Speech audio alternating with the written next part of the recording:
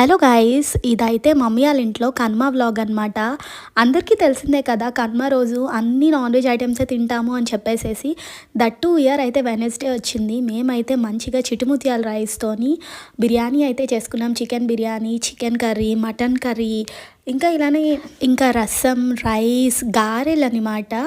గారెలు నార్మల్వి, ఇంకా పెరుగు గారెలు కూడా వేసుకున్నాము. నార్మల్ గారెలు గ్రేవీతో తింటే చాలా టేస్టీగా ఉంటాయి అని చెప్పేసి రెండు చేసుకున్నాము. ఇంకా పెరుగు వడలు కూడా చేసుకున్నాము. చాలా మంచిగా వచ్చినాయి గారెలు కూడా. అండ్ నైట్ వచ్చేసి ఫిష్ ఫ్రై అయితే చేసుకున్నాము. వంజరం అంటారు కదా, ఆ ఫిష్.